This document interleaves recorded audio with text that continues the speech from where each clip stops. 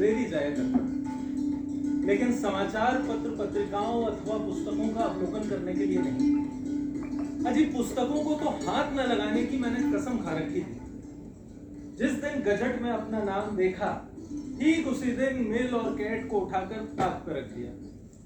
भाई मैं लाइब्रेरी जाता तो केवल अंग्रेजी समाचार पत्रों में छपे वांटेड कॉलमों को देखने के लिए।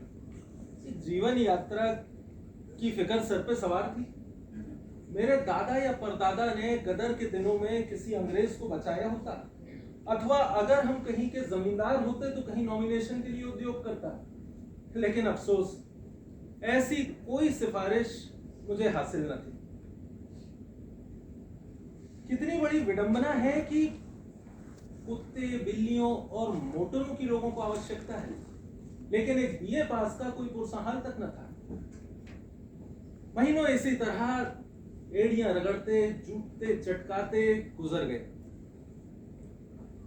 कभी कभी तो मुझे अपने बीए पास होने पर बड़ा क्रोध आता है। सोचता कि इससे बेहतर होता अगर मैं कोई खानसामा, बावर्ची, फायरमैन, मिस्त्री होता। कम से कम इतने दिन बेकार तो ना बैठना पड़ता। इसी बीच एक दिन अपने कमरे में बैठा मैं एक अखबार देख रहा था कि एक मांग मुझे अपनी रुचि के अनुसार दिखाई दी। किसी बहुत बड़े रईस को अपने लिए एक प्राइवेट सेक्रेटरी की आवश्यकता थी, जो विद्वान हो, रसिक हो, सहृदय हो और रूपवान भी। तनख्वाह ₹1000। मैं देखकर उछल पड़ा। मन ही मन सोचने लगा कि अगर ये नौकरी मेरे हाथ लग जाए तो जिंदगी संवर जाएगी। चटपट अपना विनय पत्र अपनी एक फोटो के साथ रवाना कर दिया। लेकिन अपने निकटतम लोगों में, अपने दोस्तों में, मित्रों में किसी से इस बात का कोई जिक्र नहीं किया, क्योंकि मुझे यकीन था कि वो लोग मेरा मजाक उड़ाएंगे। अरे मेरे लिए 30 रुपये महीना भी बहुत था, 1000 कौन देगा। लेकिन किसी भी तरह ये ख्याल दिल से जाता न था। बैठे बैठे शेख चिल्ली के मंसूबे बना करता, सोचता कि अगर मेरा सौभाग्य सूर्य चमक उठे और ये नौकरी मिल जाए बस, फिर कहना ही क्या। लेकिन अगले ही क्षण होश में आकर खुद को यह समझाता कि ऐसे ऊंचे पद के लिए मुझमें योग्यता ही क्या है। मैं अभी अभी कॉलेज से निकला हुआ एक पुस्तकों का पुतला, दुनिया से बेखबर, और ऐसे ऊंचे पद के लिए तो एक से बढ़ के एक अनुभवी विद्वान अपना मुंह लटकाए बैठे होंगे। मेरे लिए तो गुंजाइश ही नहीं। हाँ, मैं रूपवान सही, लेकिन केवल रूपवान होना काफी नहीं होता। और विज्ञापन में इस बात की चर्चा करने से केवल इतना आशय होगा कि भाई कुरूप आदमी की आवश्यकता नहीं, तो ठीक भी है। बल्कि मैं तो कहता हूँ बहुत अधिक सजीलापन ऐसे ऊंचे पदों में शोभा भी नहीं देता।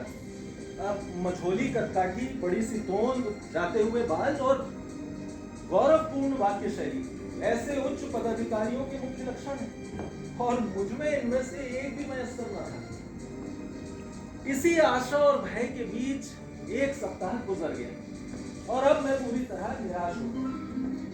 सोचने लगा कि मैं भी कैसा उच्छा आदमी हूँ, एक बिना सिर पैर की बात पर यूं फूट बैठा। अजी इसी को तो लड़कपन कहते हैं।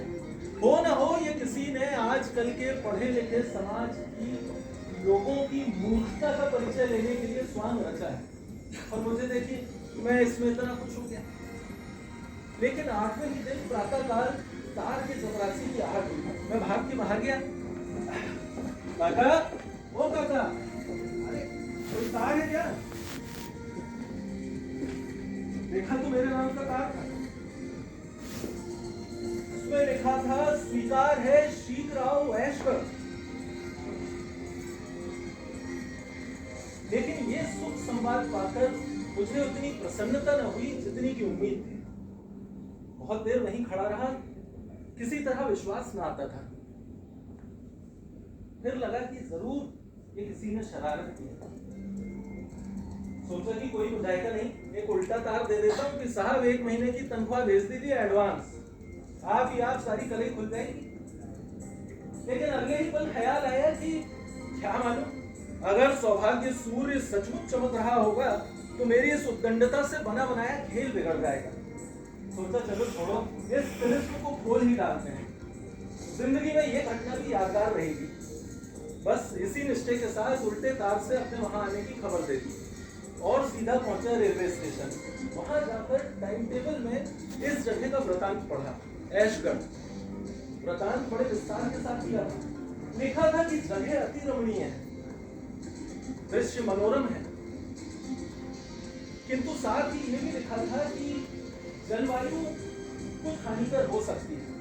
ये भी लिखा था कि हष्ट-पुष्ट नवयुवकों पर इसका असर जल्दी नहीं पड़ता। यथासाध्य अंधेरी घाटियों की तरफ नहीं जाना चाहिए और विषैले जीव जंतुओं की अधिकता है। वृतांत पढ़ के उत्साह और बढ़ा। सोचने लगा कि विषैले जीव जंतु हैं तो रहे हैं, कहाँ नहीं है। और रहा सवाल अंधेरी घाटियों की तरफ ना जाने का, मैं उनकी तरफ मुंह भी न करूंगा। अजी मुझे कोई 1000 रुपए तनख्वाह देता जाए, बस फिर क्या है। ऐशगढ़ का टिकट निकाला, अपने घर पहुंचा, अपना सामान ठीक किया और नियत समय पे रेलगाड़ी के लिए चल निकला।